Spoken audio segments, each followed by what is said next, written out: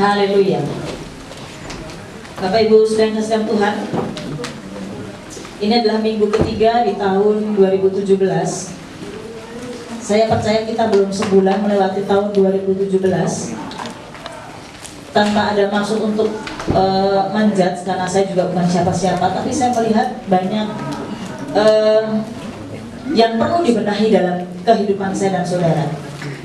Ada banyak yang perlu dibenahi di gereja ini, ada banyak yang perlu dibenahi dalam konsep kehidupan setiap masing-masing kita pribadi.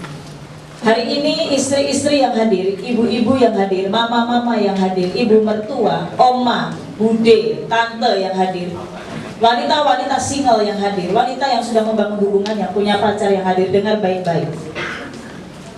Ada banyak hal yang perlu dibenahi dalam hidupmu sebagai wanita. Yang wanita katakan amin.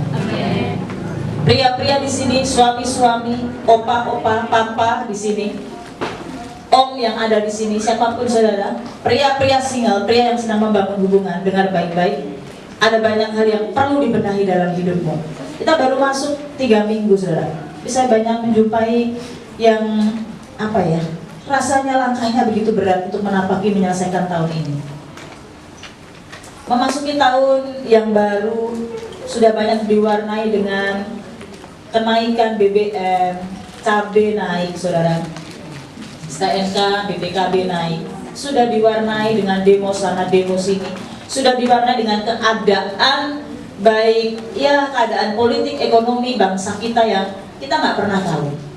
Bapak Ibu yang kasih Tuhan, sementara kita masing-masing punya masalah sendiri, sementara keluarga saudara sedang punya pergumulan sendiri, sementara istri sedang punya masalah sendiri, suami sedang punya masalah sendiri yang tidak pernah dipahami oleh siapapun, bahkan termasuk orang yang paling dekat satu rumah dengan saudara.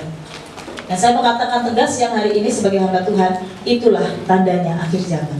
Kita mau apa saudara? Saudara mau apa? Saudara hanya sekedar ya jadi orang Kristen, masuk gereja, keluar gereja, dengar pengkhotbah, siapapun yang khotbah di sini, Bapak Ibu Gembala atau tamu, lalu selesai.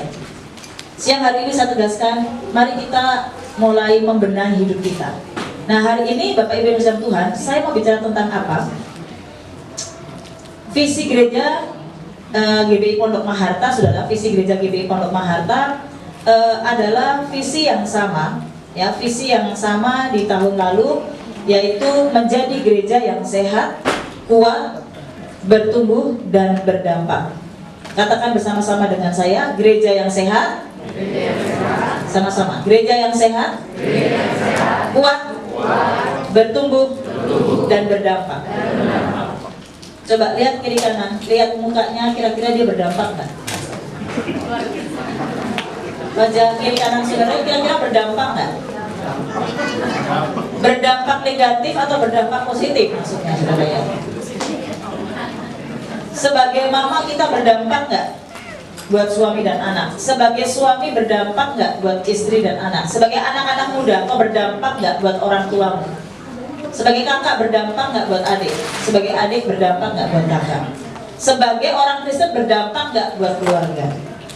Nah hari ini mengacu dengan tema besar kita, ya, visi yang disampaikan oleh Tuhan melalui gembala saudara, dan juga ada tema bulanan. Salah satunya kita diajar bagaimana kita menjadi orang Kristen yang bukan menjadi orang Kristen yang berpangku tangan.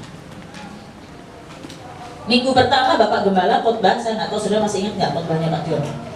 Bagaimana menghadapi tahun baru. Minggu pertama jemaat GBI Pondok Maharta, saya nggak ngerti jemaat yang lain, gereja lain, itu urusan gembalanya masing-masing. Tetapi anak-anak rohani di tempat ini, anak-anak rohani saya dan Bapak Gembala di tempat ini, kita mau diarahkan untuk menjadi gereja yang sehat, kuat, bertumbuh dan berdampak. Minggu pertama, Pak John khotbah bagaimana kita menjadi umat yang dipulihkan, menjadi umat yang dipulihkan dalam holistik. Dipulihkan holistik itu saudara, dipulihkan dalam semua aspek. Katakan amin. Dipulihkan dalam semua aspek. Gerejanya Pak Niko punya tema tahunan, ya, penuaian mujizat.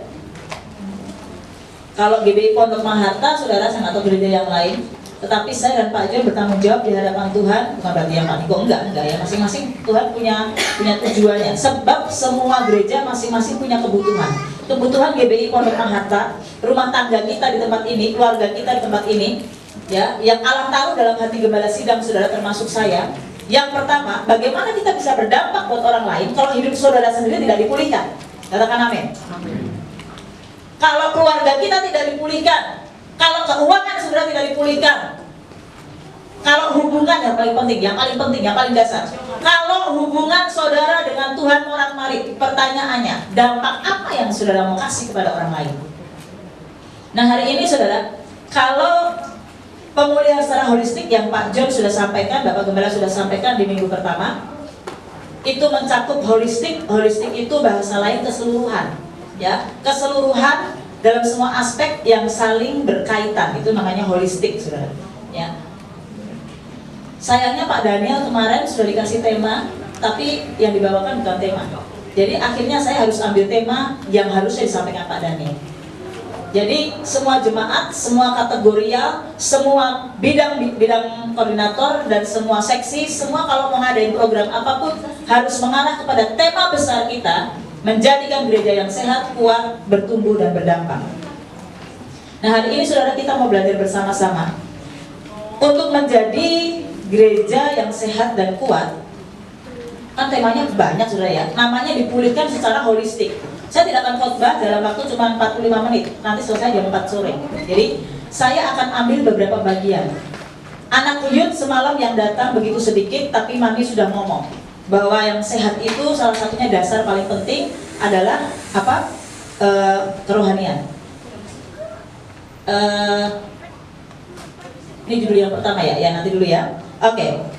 Saya akan membahas saudara ya tema yang diberikan Bapak Gembala untuk kita. Yang pertama, saya harus ambil tema yang harus dibawakan Pak Daniel. Judul khotbah saya, jangan jadi pemalas. Coba ngomong kiri kanan, jangan malas loh. Jangan jadi pemalas saudara, jangan jadi pemalas. Nanti saya akan jabarkan ya saudara. Saya akan jabarkan. Saya akan jelaskan kepada saudara. Biasanya orang kalau sudah melihat judulnya pemalas, langsung konotasi pemikiran saudara malas kerja doang, malas bantu orang tua di rumah, ya. Itu betul. Tapi sebenarnya bukan cuma itu doang saudara. Nanti saya akan jelaskan. Secara alkitabiah, pemulihan holistik, gereja yang sehat, semalam saya jelaskan di youth. Saya perlu jelaskan dulu ya. Oke, jangan diklik dulu nih, saudara. Kita bicara gereja. Anak youth saya ulang dikit ya, yang youth ya, karena semalam dikit banget youthnya. Ini berlaku juga untuk semua jemaat umum. Anak rohaninya Mami Papi dengar baik-baik. Gereja yang sehat, gereja itu adalah saudara. Saudara ngomong sama-sama, gereja itu adalah saya. 1, 2, 3. Gereja itu adalah saya. Jadi gereja itu bukan cuma bangunannya, blok B15 nomor 16. Gereja itu bukan gedungnya, tapi yang disebut gereja adalah orangnya. Nanti pengangkatan rapture yang diangkat bukan satu rumah ini diangkat, enggak saudara. Tetapi yang diangkat adalah saudara. Yang disebut mempelai Kristus adalah saudara, adalah saya. Kita orangnya. Mempelai Kristus yang disebut gereja bukan cuma yang dewasa, bukan cuma yang youth teens dan jemaat umum, bukan. Tetapi yang disebut gereja itu setiap orang Kristen yang percaya kepada Tuhan Yesus sebagai Tuhan dan Juru Selamat. Sampai sini paham saudara? Itu gereja. Artinya termasuk anak kecil. Jadi anak sekolah minggu, walaupun Evelyn sekalipun masih kecil, walaupun Sophie sekalipun masih kecil, ya, setiap anak kecil bahkan bayi sekalipun yang dia orang tuanya percaya kepada Yesus, dia adalah gereja. Nah saudara, gereja yang sehat, gereja itu kita. Asal kata dari bahasa Yunani ekklesia, ek dan kaleo, ya, ek dan kaleo. Dibaca bahasa Yunaninya ekklesia. Ek artinya keluar, kaleo artinya memanggil. Jadi orang-orang Kristen adalah orang yang dipanggil keluar dari kegelapan menuju kepada terangnya Kristus. Ya, itu artinya apa saudara? Ekklesia.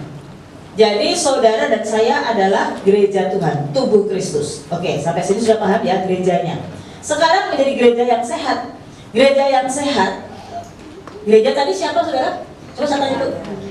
Rembukan. Gereja tadi siapa? Jadi saudara itu gereja. Regu B. Gereja siapa? Saya. Regu C.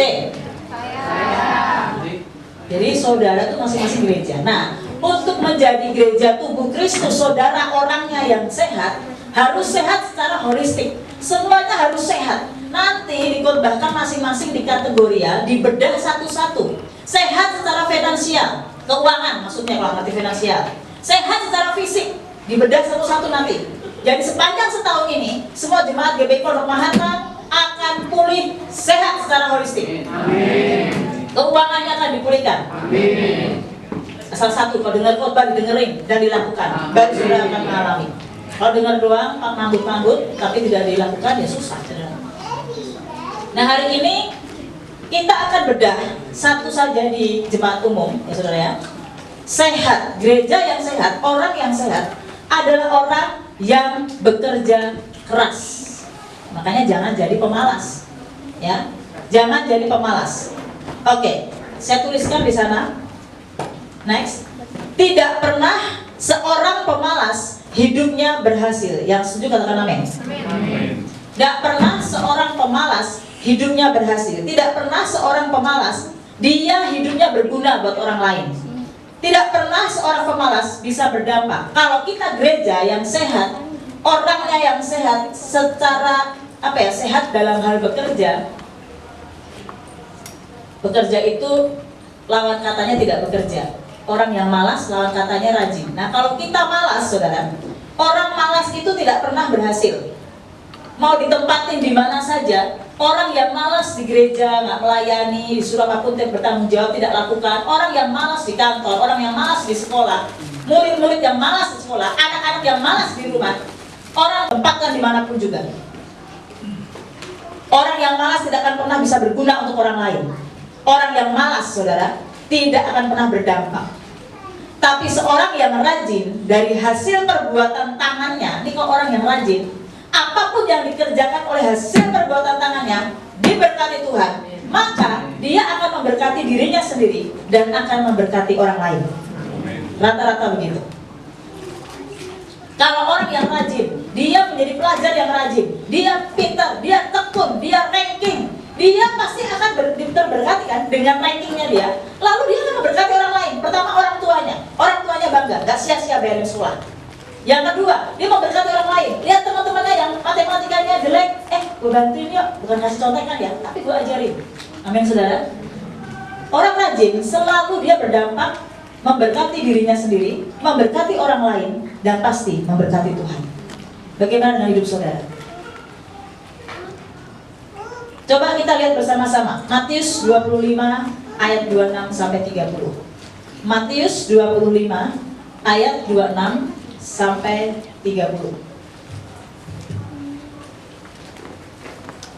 Ini yang disampaikan oleh Tuhan Yesus, yang bicara Tuhan Yesus, ya, bukan cuma sekedar rasul, tapi Tuhan Yesus sendiri yang mengajar. Matius pasal yang ke-25, kita akan lihat satu ayat, mulai dari ayat 26. Matius 25 mulai dari ayat 26. Sudah ketemu saudara? Oh belum?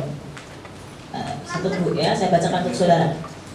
Maka jawab tuannya itu, hai kamu, garis bawahi ya, hai kamu hamba yang jahat dan belum ketemu belum? Saya tungguin deh, biar saudara bisa ikutin sama-sama. Ayat 26.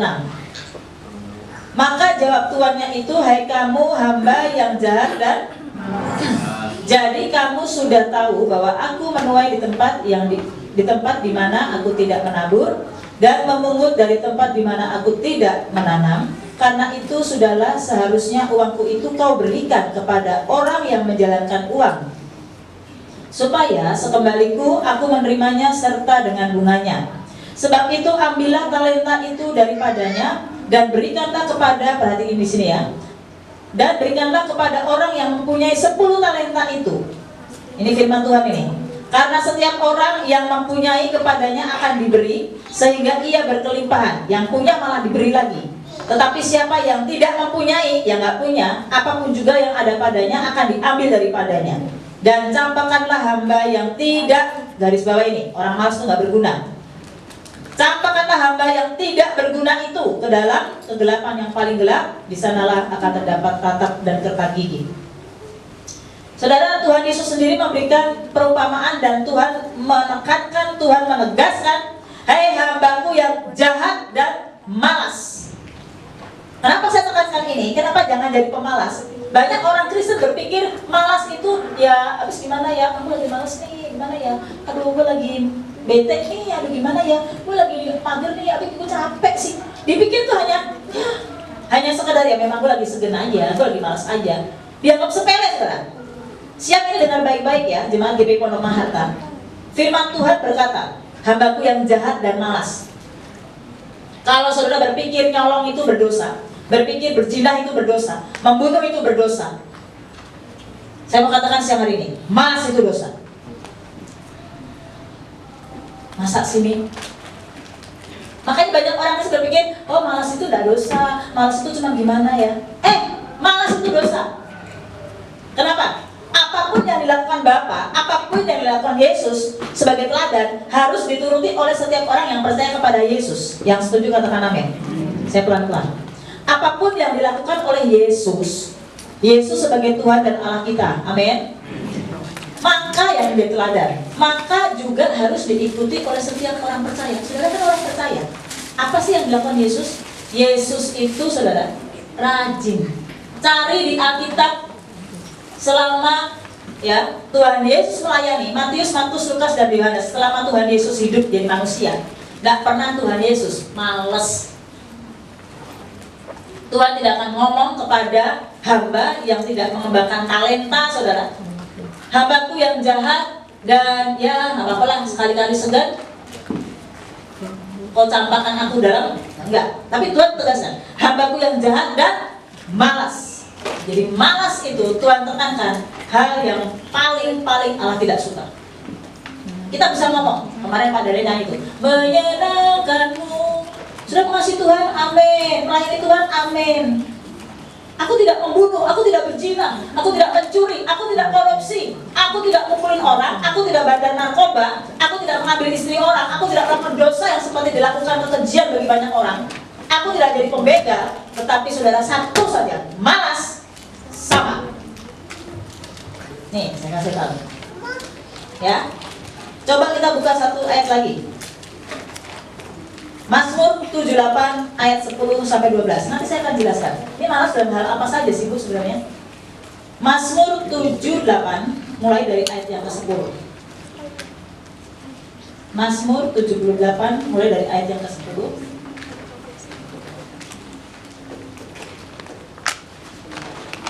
Firman Tuhan berkata, mulai dari ayat yang ke-10 ya. Mereka tidak berpegang pada perjanjian Allah dan enggan, garis bawahi enggan. Enggan itu bahasa lain dari malas. Segenah, enggan lah, mager lah, malas lah. Dari ayat 9 ya. Ini yang dibilang Tuhan enggan malas ini siapa sih? Ayat 9 ya. Bani Efraim pemanah-pemanah yang bersenjata lengkap berbalik pada hari pertempuran. Yang harusnya tidak bertempur, harusnya menikmati berkat Tuhan, tapi mau nggak mau harus meraihnya dengan pertempuran, ya, dengan peperangan. Ada harga yang mesti bayar. Karena apa? Ayat 10. Karena mereka tidak berpegang pada perjanjian Allah. Kenapa? Karena enggan dan enggan hidup menurut Tauratnya. Mereka melupakan pekerjaan-pekerjaannya. Tuhan Yesus saja bekerja, nggak malas, tapi orang Kristen enggan, malas. Dan perbuatan-perbuatannya yang ajaib yang telah diperlihatkannya kepada mereka. Jadi, mari kita belajar bersama-sama saudara bahwa malas itu adalah hal yang Allah tidak suka. Malas itu berdosa. Saya pernah baca satu buku, ya, ada dosa tuh banyak, tapi di situ dosa yang inti yang dipakai oleh kuasa kegelapan. Kalau saudara mungkin zaman dulu pernah lihat ada buku tipis, ya, orang-orang yang lama lah, ya, Pak Kus, Pak Yudi, Bu Roso yang Bu Lili, yang jemaat yang sudah lama pasti pernah lihat ya, ada yang gambarnya orang, lalu di sini ada gambar hati gede gitu. Pernah tahu ya? Pernah tahu ya? Yang ada gambar orang, ada hati yang besar, ada merak, ada babi gitu. Kapan-kapan cariin deh. Kalau nggak salah dulu Pak Dedi pernah khotbah kasih ilustrasi itu, ada gambarnya, ya. Jadi kalau orang yang tadinya Kristen diterangi firman Tuhan, tetapi mulai undur dari Tuhan, maka iblis itu sudah mengintip dan dikasih gambar, ada orang, ada gambar hati besar. Di sini ada merak, merak itu berbicara kesombongan. Ada babi, babi itu bicara kemalasan. Lalu saya pernah baca satu buku judulnya 7 dosa. Di situ banyak saudara, berzina, ya, lain sebagainya. Ada gelojoh. Orang berpikir gelojoh itu nggak dosa, itu salah depan Tuhan. Ngerti gelojoh? Oh, nggak ngerti. Gelojoh itu sama dengan rakus. Rakus ini bukan bicara cuma rakus makan doang. Saudara gini ya, terserah gue dong, duit gue. Orang perut gue juga masih mampu-mampu, gue mau makan kayak terserah, itu terserah saudara. Tapi firman Tuhan bilang, bahkan ada orang yang gelojoh, saudara.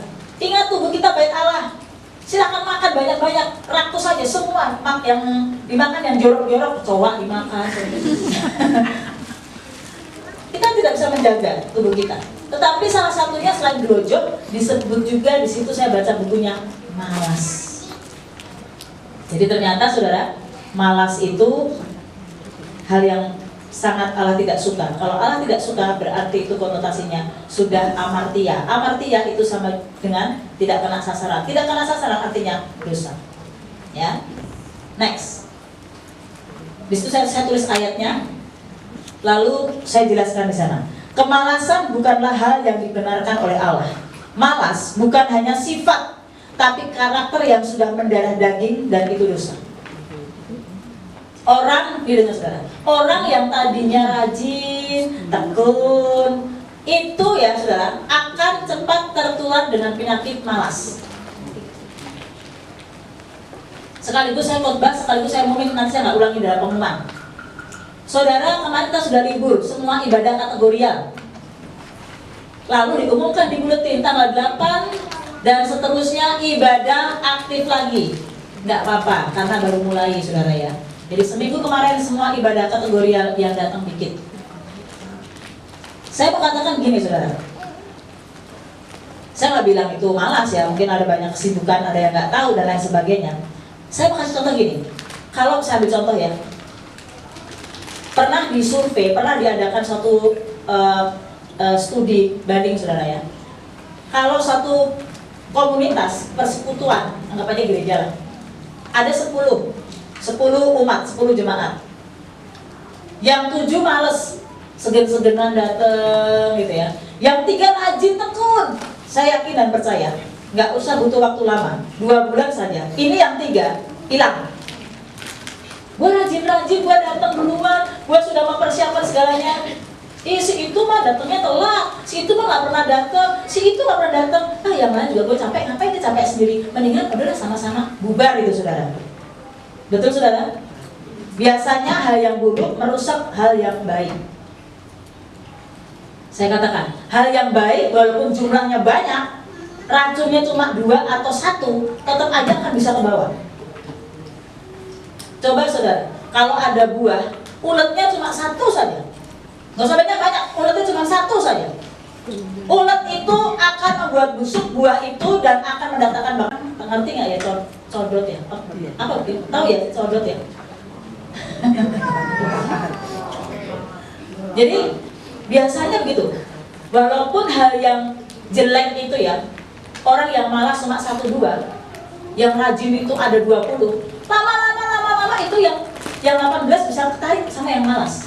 Jadi firman Tuhan ini mau kasih tahu begitu parahnya sebuah kemalasan. Jadi kalau mau jadi gereja yang sehat, tuh tema kita. Saya mau bedah cuma 1 saja, nggak usah banyak-banyak, 1 aja, 1 bisa 45 menit. Cuma mari sehat dalam hal bekerja keras.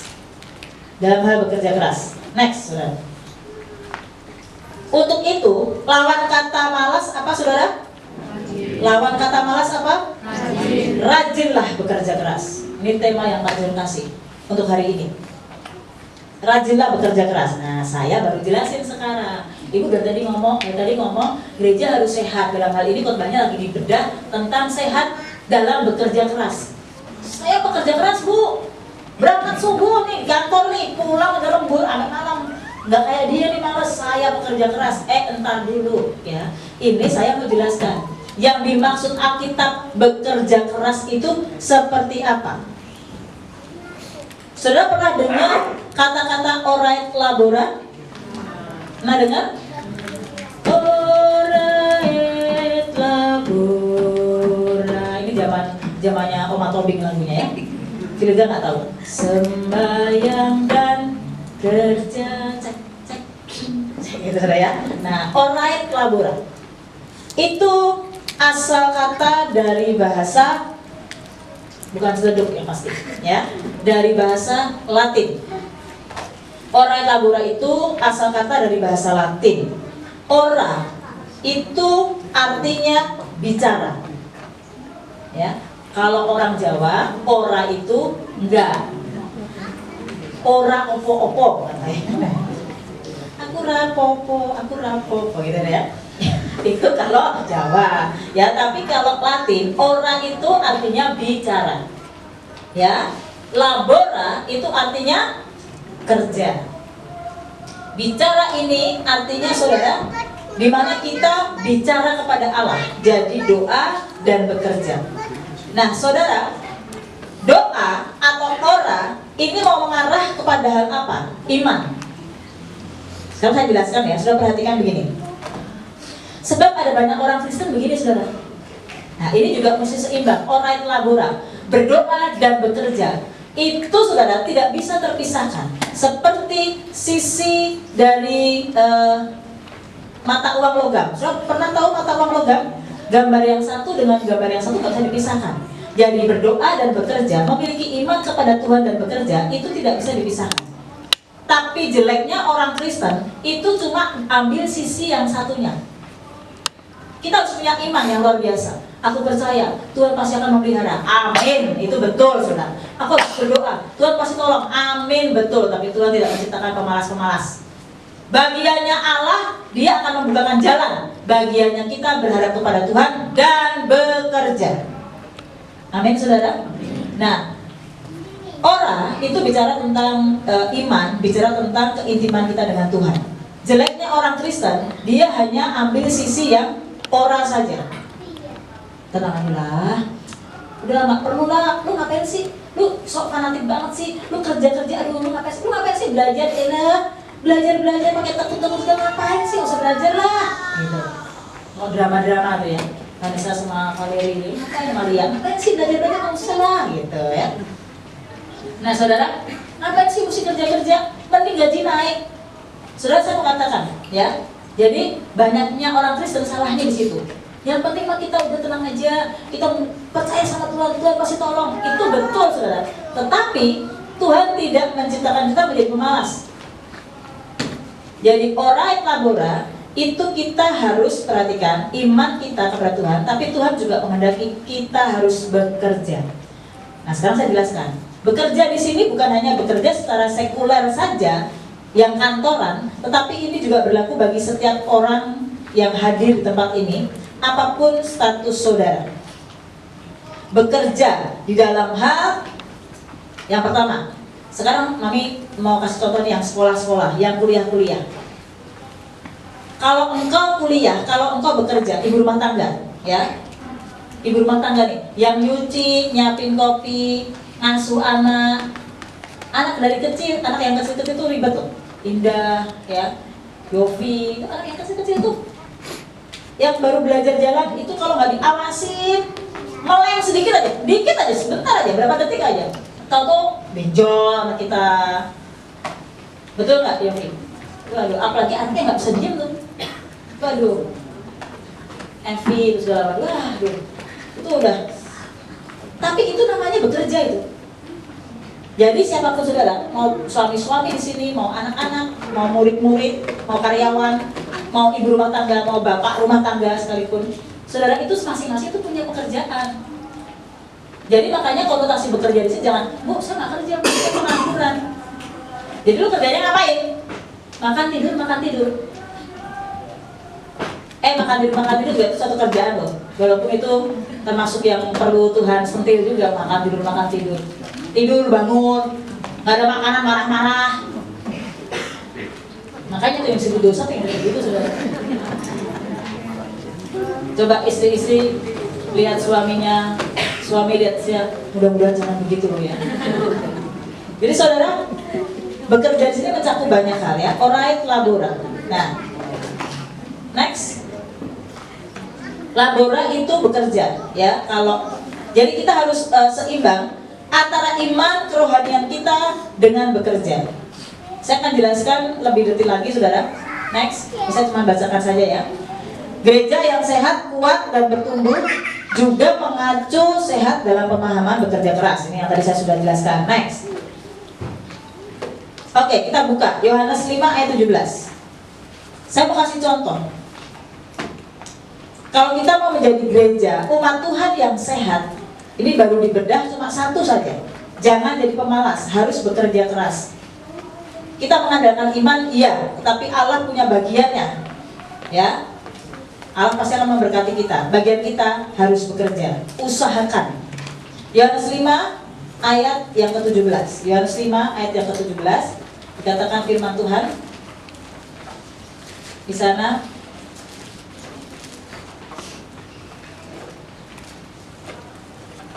Tetapi ia, ini ianya besar ya. Tetapi ia berkata kepada mereka, Bapakku bekerja sampai sekarang, maka aku pun, apa saudara? Bekerja juga. Ini yang ngomong siapa ya? Hah? Nggak tahu Bu, ini siapa yang ngomong. Coba kita lihat dari ayat 16. Dan karena itu orang-orang Yahudi berusaha menganiaya Yesus karena ia melakukan hal itu pada hari Sabat. Jadi yang dimaksud itu adalah Yesus. Yesus yang ngomong. Ayat 17 Tuhan Yesus ngomong. Tetapi ia berkata kepada mereka, itu habis ngomong sama orang-orang Yahudi itu loh. Bapakku bekerja sampai sekarang. Bapa di surga, Allah Bapa bekerja sampai sekarang. Ya sebab itu aku pun bekerja juga. Maksud saya begini saudara, Allah Bapa di surga bekerja. Mulai kapan Allah Bapa di surga bekerja? Dari awal penciptaan itu Allah sudah bekerja. Berfirmanlah Allah, jadilah terang. Nih Bu, itu kan Allah gak kerja, Allah cuma ngomong doang, jadilah terang. Waktu Allah menjadikan, menciptakan, itu Allah punya planning yang besar. Allah itu adalah Allah yang teratur, Allah yang memiliki program yang luar biasa, tidak asal-asalan. Makanya Allah tahu apa dulu sih yang mesti diciptain. Allah tidak menciptakan manusia pada hari yang pertama. Kenapa? Karena dia akan bingung, taruh di mana itu manusia. Allah itu terprogram, Allah itu tahu, makanya diciptakan yang pertama adalah terang. Dengan terang, semua kelihatan, bisa diciptakan segalanya. Jadi Allah saja bekerja sejak kapan Bu? Sejak awal penciptaan. Sampai kapan? Sampai sekarang. Sampai sudah duduk siang hari ini. Sampai nanti kiamat. Sampai nanti. Kenapa? Sebab dia Allah akan terus bekerja dengan kuasanya, menyelamatkan banyak jiwa. Karena Allah Bapa bekerja, aku pun bekerja. Yesus pun bekerja. Tadi saya bilang, Tuhan Yesus saja bekerja. Gak pernah tuh ya, saya baca di Alkitab, Yesus bangun siang-siang, jam 12 siang, lalu mencari makan, jengkol balado, setelah itu mandi sebentar, tidur lagi. Gak ada, cari saudara. Tuhan Yesus, firman Tuhan berkata, pagi-pagi benar. Pagi-pagi benar itu bicara membangunkan fajar. Jadi belum ada ayam berkokok, belum ada matahari, Yesus sudah bangun. Untuk ngapain? Berdoa. Yang kedua, bekerja. Jadi saya mau ambil contoh di sini begini. Kalau Tuhan Yesus saja bekerja, bahkan sampai sekarang Tuhan Yesus di surga sedang berdoa, sedang bekerja. Untuk ngapain? Bukan mikirin diri sendiri. Yesus sedang memikirkan saya dan saudara. Katakan amin. Dia sedang bersyafaat untuk kita. Saya kasih contoh di situ. Adam. Sudah kenal Adam? Adam karena dosanya, akhirnya Adam dan Hawa diusir keluar dari Taman Eden, dan Adam harus kerja. Allah memberkati, tapi Adam karena dosa ya akhirnya susah mencari nafkah. Tanah akan sulit menumbuhkan tumbuh-tumbuhan, tapi dia mesti kerja. Mau makan, kerja. Gitu saudara. Yusuf Yusuf memang bekerja. Yusuf bekerja dengan begitu banyak harga yang harus dibayar, dibuang ke sumur, dijual, lalu sampai ke Mesir. Yusuf itu pertama bekerja, Pak, Bu.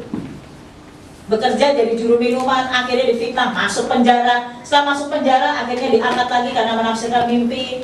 Setelah menafsirkan mimpi selesai, mimpinya Firaun, diangkat. Bahkan waktu Yusuf jadi orang yang kedua di Mesir, Yusuf itu bekerja, ngapain? Mempersiapkan, mikir, saudara. Bekerja itu tidak hanya dengan tenaga, tapi juga bekerja dengan pikiran. Saudara sudah memikirkan apa untuk kemajuan gereja ini? Saudara sudah memikirkan apa untuk kemajuan rohani keluarga saudara? Saudara sudah memikirkan apa untuk kemajuan rohani pribadi saudara? Jadi bekerja di sini bukan cuma sekedar tenaga, tapi juga pemikiran. Yusuf bekerja dengan pemikiran yang memprogramkan, sama seperti Ahok. Ahok itu bukan cuma keluar-keluar. Betul saudara? Yang satu duit aja, ayo siapa yang mau duit? Rame-rame jadi ketua RW, ayo. Dapat duit sama kita. Ya. Yang kedua, nyatakan kerja. Yang ketiga, puisi. Bila saya terpilih, angin akan berlalu. Saudara ya. Jadi kerja, saudara. Yusuf itu bekerja dengan cara mikirin. Ahok kerja pakai pikiran juga. Gimana mau membangun manusia yang berpendidikan? Kalau sekolah-sekolahnya banjir, jadi mesti kerja dulu, sekolahnya dibenerin. Jadi kalau mau ngapa-ngapain, saudara, kerja tuh juga termasuk pikiran. Mana ada orang yang kerja asal kerja gitu. Pasti kan pakai pemikiran. Coba saya tanya ibu rumah tangga, saya nggak tahu. Saya nggak usah nanyain yang IT, yang akuntansi, nggak usah. Ibu rumah tangga mana ya? Ibu rumah tangga. Bu, bangun pagi nih Bu. Ini biar suami sama anak-anak denger nih Bu ya. Bangun pagi nih Bu. Ibu-ibu sudah punya rencana memplanningkan nggak? Abis ini gue nyuci, nanti gue belanja sampai pasar mau masak apa? Setelah ini kira-kira jam segini Bu. Saya mau tanya sama ibu-ibu, kira-kira begitu nggak ibu-ibu? Ya. Bapak-bapak nyautin. Bisa betul ada bapak-bapak juga kali ya begitu ya. Bersyukurlah kalau istri-istri punya suami seperti itu. Ini bapak-bapak saya kasih tahu nih anak-anak muda nih. Anak-anak yang punya mama-mama begitu. Saya aja begitu.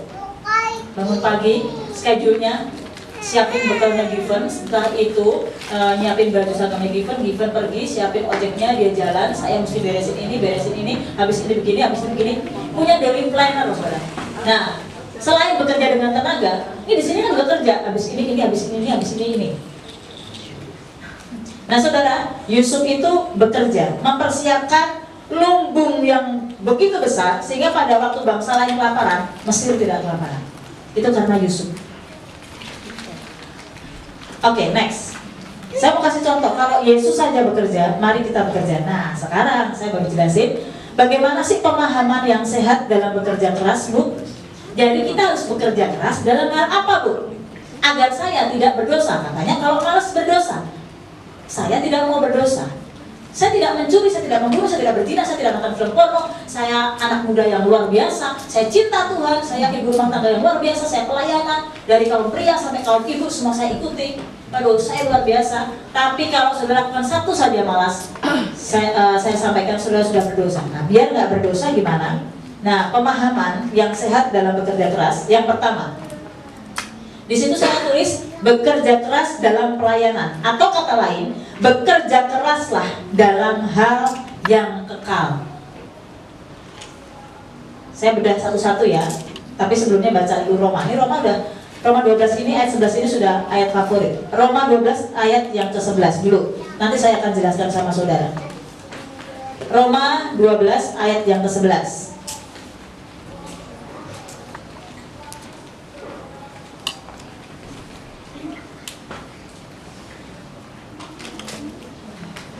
Roma 12 ayat yang ke-11. Saya akan bacakan untuk saudara.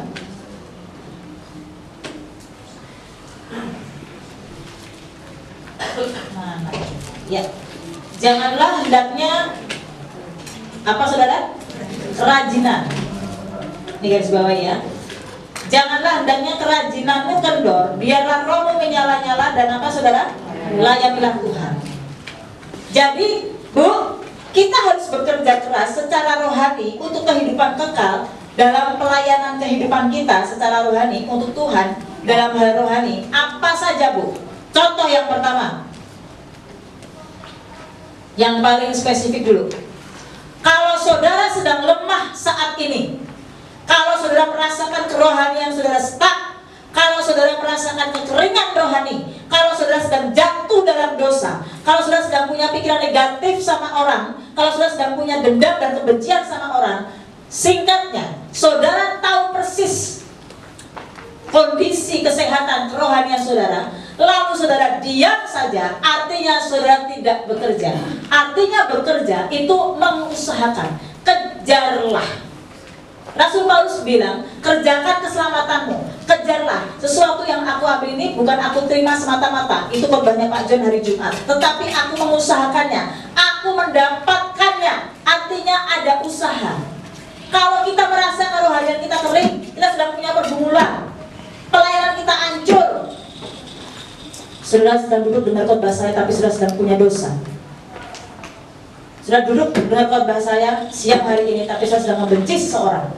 Saudara tahu betul bahwa kok kenapa ya Bu, pelayanan saya, doa saya, kerohanian saya gak ngejot seperti dulu. Kenapa saya merasakan kekeringan? Lalu saudara diam saja. It will be. Saya mau katakan, saudara artinya enggan untuk beranjak dari kelemahan saudara. Arti kata malas adalah enggan. Kalau sudah berada dalam ruang lingkup lumpur, ya, saya mau ngomong sama saudara. Siapa di sini ya? Bapak saya tahu, saudara nggak pernah. Saudara tahu lumpur hisap? Apa sih namanya ya? Lumpur hisap tahu? Jadi kalau kita masuk ke lumpur hisap, oke, saya tanya. Ini seandainya Jimmy nih jalan-jalan sama Fuji, lagi nangkap kupu-kupu. Sebentar ya sayang, aku tangkapkan kupu-kupu. Jimmy lagi lari. Tiba-tiba dia nggak lihat, saking romantisnya itu nggak lihat. Tiba-tiba ada beberapa semak-semak. Ternyata di balik semak-semak itu apa saudara? Lumpur hisap. Lalu Jimmy akhirnya terjerumus di lumpur hisap. Blek. Saya tanya, orang yang jatuh di lumpur hisap, saya tanya ya, lebih baik diam atau bergerak? Diam. Hah? Diam. Lebih baik diam apa bergerak? Diam. Diam apanya? Hah? Diam badannya. Blok. Pertanyaannya, kalau diam saja bisa ditolong orang apa enggak? Bisa keluar dari situ enggak? Ayo diam aja terus sampai mati kok. Jadi kalau diam dan bergerak sama-sama mati. Itu kalau di lumpur hisap. Blok, kan berhisap.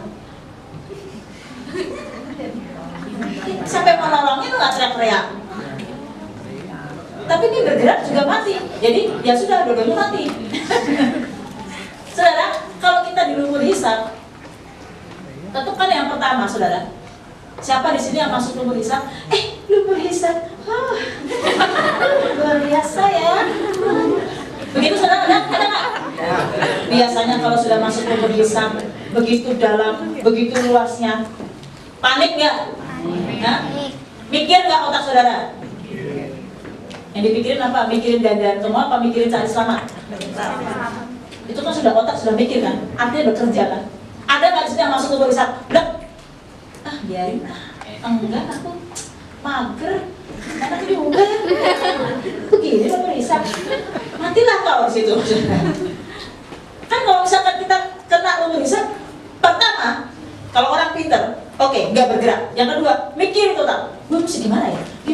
Dia akan lihat, mau goyang kepala aja pelan-pelan. Kalau sudah goyangnya begini, bergerak itu. Ada ranting nggak ya? Paling banter Jimmy teriak, Hani, kenapa bang kupu-kupunya dapat? Kagak, gue cemplung gitu. Kalau ada Fuji, ya tenang ya bang, cariin tali apa ditarik, gitu kan? Maksudnya gini saudara, kalau sudah berada di lumpur hisap, kekeringan rohani, ya kemunduran rohani, terus sedang terhisap terpenjara dengan kebencian dengan seseorang, malas doa, malas kebaktian, kok nggak kerjas kayak dulu ya, nggak ada letupan-letupan cintaku sama Tuhan. Kalau saudara minimal otak jalan saja, nggak bisa gini Tuhan, nggak bisa Tuhan. Biarkan aku kehilangan semuanya, tapi jangan kehilangan Tuhan. Itu masih sehat saudara. Tapi jeleknya banyak orang, tapi gimana ya? Ya saudara memang udah akhir zaman. Tapi gimana ya? Saya bayangin ya, kalau kita sudah berada di lumpur, kekeringan rohani, kehidupan yang kacau, pergumulan, kita lemah, doa nggak rasa apa-apa, pelayanan mundur, semuanya mundur. Sudah diam saja. Coba, sangkakala berbunyi. Saya tanya sama saudara. Udah ada karya yang sudah hasilkan belum? Sudah tahu nggak sih karya-karya itu apa? Apa sudah berpikir karya itu aku sudah bikin naskah drama, aku berkarya untuk Tuhan, begitu sudah pikir? Aku sudah berkarya, aku sudah main musik loh, aku sudah berkarya loh, aku jadi bidang ini loh, aku sudah berkarya untuk Tuhan di gereja loh, aku song leader, aku pengkhotbah. Nah kalau misalkan begitu sudah masuk neraka semua. Yang paling hebat pengkhotbah. Yang dimaksudkan karya itu jiwa. Kalau kau pimpin pujian, berapa jiwa yang sudah dipulihkan? Kalau kau jadi mama, berapa jiwa anak-anakmu yang sudah dipulihkan? Kalau kau jadi papa, berapa jiwa di keluargamu yang sudah dipulihkan? Begitu loh saudara. Kalau kita, yang pertama, bekerja keras dalam pelayanan, dalam hal yang kekal. Yang pertama, yang paling dasar, nggak usah ngomong yang muluk-muluk lah, pelayanan yang hebat-hebat. Sekarang ini, siang ini kau sedang ada di mana? Di sini Bu, di gereja. Iya, gue tahu. Maksudnya, secara kerohanian, saudara sedang ada di lumpur kekeringan rohani. Saudara sedang lagi memeluk dosa. Mungkin nggak kebencian, tapi perzinahan. Aduh, dosanya digini-giniin. Yang itu boleh Tuhan, yang itu boleh, yang itu boleh. Aku nggak nyolong lagi, aku nggak ini lagi. Tapi yang ini, aduh Tuhan gimana ya? Karena aku nggak itu lagi, tapi aku korupsi Tuhan. Habis gimana ya? Kalau ada keperluan mendadak gimana ya Tuhan? Aduh, dosanya diginiin. Siang hari ini saya mau katakan pada saudara, bagaimana kau mau berdampak kepada orang lain? Bagaimana kalau sudah duduk dengar khotbah saya sangkakala berbunyi silakan diangkat? Jaminan apa saudara berani? Kalau kita tidak mau berubah dari sekarang, katakan amin saudara. Bekerja keras itu termasuk jangan diam kalau saudara lagi kering, gitu loh. Jangan diam kalau saudara lagi kering. Yang menjamin saudara ketemu dengan Tuhan, muka dengan muka, sangkakala saudara dengar, itu kedewasaan rohani. Bukan banyaknya saudara pelayanan, bukan banyaknya uang saudara sudah persembahkan, saudara. Ikut Tuhan bukan berarti tidak ada masalah, tapi ikut Tuhan sudah mampu mengatasi masalah. Nggak ada yang amin. Yang kedua, masih dalam poin yang pertama, nggak banyak-banyak. Saya cuma 2 kok poinnya saudara. Masih yang tadi saya, masih yang tadi dulu.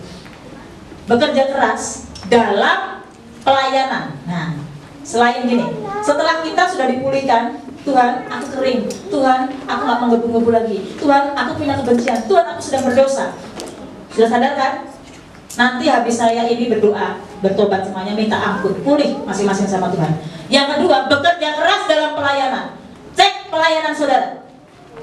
1, di gereja ini grafiknya makin naik atau makin turun? Kepercayaan yang diberikan pada saudara makin naik atau makin turun? 2, bekerja keras dalam pelayanan, bukan cuma di gereja, di luar sana, sebagai orang tua, sebagai karyawan, dimanapun saudara berada, grafiknya semakin Tuhan percayakan banyak atau semakin turun? Promosi itu datang dari Tuhan. Katakan amin.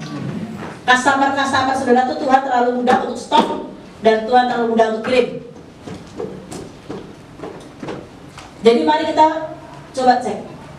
Aku tidak mau jadi pemalas. Pemalas adalah dosa. Kalau mau jadi gereja yang sehat, gereja ini saya. Kalau mau jadi yang sehat, yang pertama baru dibedah 1 doang saudara. Jangan malas. Kalau banyak yang dibedah. Besok-besok tuh yang khotbah, minggu depan Pak Dedi khotbah. Sama tentang membedah saudara bagaimana kita jadi gereja yang sehat dalam hal yang lain lagi. Setelah pribadinya sudah dipulihkan, yang kedua pelayanan saudara. Kalau dikasih pelayanan tanggung jawab enggak, komit enggak. Makanya minggu-minggu ini, bulan-bulan ini Bapak Ibu Gembala akan mengadakan rapat kerja per bidang sekaligus evaluasi. Hari Rabu besok rapat dengan saya dan Pak John, kesekretariatan, multimedia, host, kameramen, itu yang pertama. Dan bidang-bidang yang lain. Song leader, singer, penari, pemain musik, soundman dilarang bikin acara minggu depan setelah selesai ibadah karena kita akan evaluasi. Saudara, itu namanya bekerja keras. kita punya planning. Gue habis kebaktian, aduh gue pengen ini, gue habis kebaktian pengen ini. Ya nanti saudara. Tetapi kita juga harus balance, bekerja dan berdoa. Kita punya iman, pekerjaan kita saudara. Gini ya, saya tidak melarang saudara bekerja secara sekuler. Harus orang yang kerja nggak usah makan. Nanti pada sampai di situ. Saya tidak melarang saudara bikin acara keluarga, silakan. Saya tidak melarang saudara kuliah, bahkan saudara nggak mungkin gara-gara pelayanan di sini saudara diberhentiin kantor. Saya juga tidak setuju.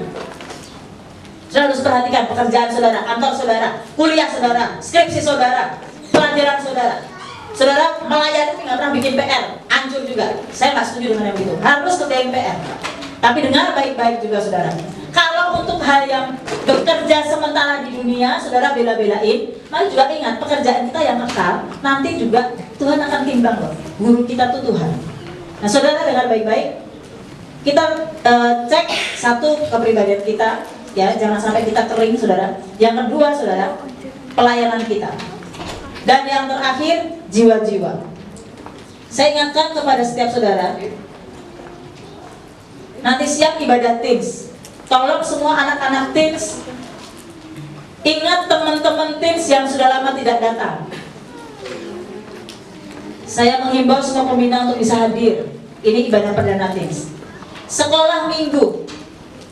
Bapak Ibu pernah saya singgung lagi deh sebelum saya tutup nih. Saya singgung lagi. Biasa nggak salah nanti kalau saya pulang ke surga, kenapa nggak kasih tahu? Nah, ntar saya disalahin sama Tuhan. Saya kasih tahu lagi ya. Bapak, Ibu, Saudara, Oma, Opa, Om, Tante, dengar baik-baik yang sudah punya anak, punya cucu. Pernah tahu ceritanya waktu Tuhan Yesus marah kepada murid-muridnya karena murid-muridnya melarang anak-anak kecil datang kepada Tuhan? Pernah tahu ceritanya? Tapi tahu banyak kok sama dengan murid-murid Tuhan Yesus. Jadi kalau ada orang tua, saya tidak melarang anakmu sekolah minggu, tetapi seringkali kita begini, kasihanlah Cici, sedang sampai Sabtu sekolah udah bangun pagi, nah minggu mau bangun pagi juga. Jadi kita kadang-kadang pertanyaannya kenapa saudara kalau hari Senin sampai Sabtu atau Senin sampai Jumat lah, karena Sabtu ada yang libur juga, ya Sabtu libur libur, Candle Tree libur, ya ada sekolah Kristen yang Sabtu libur, oke, Senin sampai Jumat. Kalau anak kita bangunnya telat dikit, ayo sini bangun, ayo sekolah sebentar, cepetan, ntar kamu dapat kartu merah di sekolah, ayo bangun, bisa. Tapi kenapa kalau hari Minggu mencari wajah Tuhan, seakan-akan nggak tahu kenapa kita lihat muka anak kita waktu tidur, kasihan nggak tega juga ya. Ya sudahlah, kita banguninnya tidak seheboh Senin sampai Jumat. Iya, sekolah Minggu yuk. Ngantuk mama, ngantuk ya? Ya sudahlah. Saya mau katakan loh saudara, saya nggak dikasih pesan sponsor sama Devi, tapi ini hati seorang ibu gembala. Sekolah minggu kita saudara, kemarin yang datang 5 orang. Tadi saya hampir mau menangis, dan saya akhirnya berdoa di kamar, dan mujizat terjadi. Nongolan lah satu-satu.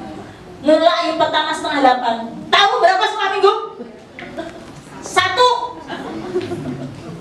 Cuma Jojo. Saya lihat di CCTV-nya, Tuhan, ampunilah mereka, sebab mereka tidak tahu apa yang mereka berbuat. Saya langsung berdoa, saudara. Kalau kita sudah seperti ini, lalu kita begini, saudara. Yang guru sekolah minggu, orang tuanya juga sih nggak kasih support. Yang orang tua, gurunya sih nggak jemput-jemputin. Saya mau katakan siang hari ini, Tuhan taruh di hati saya, bilang sama semuanya salah, karena semuanya malas. Betul nggak saudara? Orang tuanya malas, gurunya malas, anak sekolah minggu pun, mama nggak bangunin aku, mama nggak suruh aku, ya sudah. Bapak ibu dengar, ini khotbah nggak keras nih, ini bukan marah-marah, tapi ini hati seorang gembala. Nanti kalau pengangkatan sudah diangkat, anak saudara, cucu saudara nggak diangkat, gimana? Ntar Tuhan ngomong loh, Tuhan Yesus kok nggak diangkat, kok oma diangkat, jangan-jangan lah omanya juga nggak diangkat, nggak nyuruh cucunya sekolah minggu. Beda saudara, kalau anak saudara tidak dibawa ke sekolah minggu beda. Ntar remajanya susah loh, PR-nya berat. Nah kalau yang sekolah minggu aja saya tahu betul anaknya Pak Hendri sama Ibu Linali. Tahu Pak Hendri Ibu Linali? Nah itu semua 4-4-nya sekolah minggu di GBI Pondok Mahata. Kristi dari yang kecil sekarang masih tetap kecil. Imut-imut. Saya lihat sekolah minggunya Christine ini sampai sekarang. Coba saya lihat jadi apa sekarang dia? Jadi apa ya? Tapi saya lihat saudara, di pekerjaannya dia oke.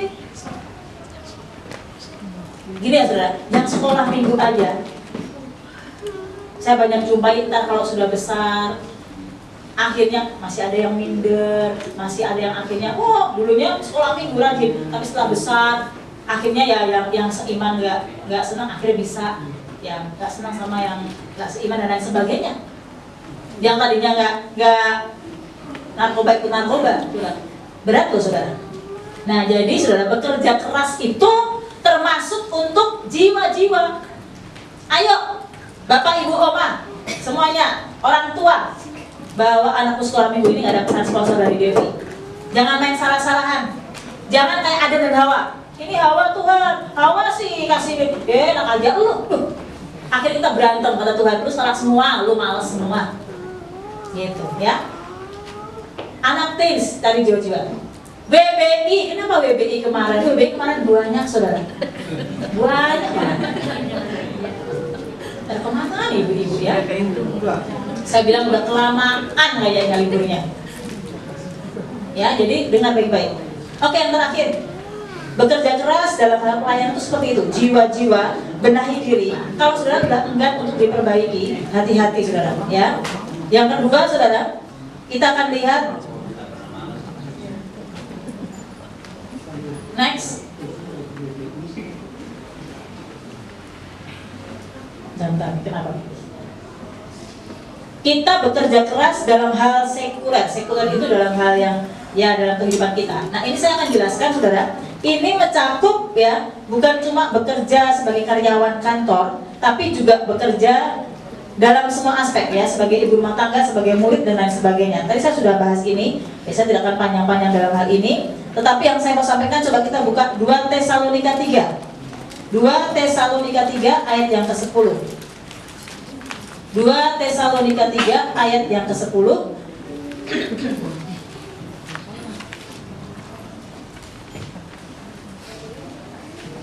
2 Tesalonika 3 ayat yang ke-10. Beginilah firman Tuhan. 10. Sebab juga waktu kami berada di antara kamu, kami memberi peringatan ini kepada kamu. Jika seorang tidak mau bekerja, apa saudara? Janganlah ia makan. Satu ayat lagi, Kolose 3 ayat 23. Kolose 3 ayat yang ke-23.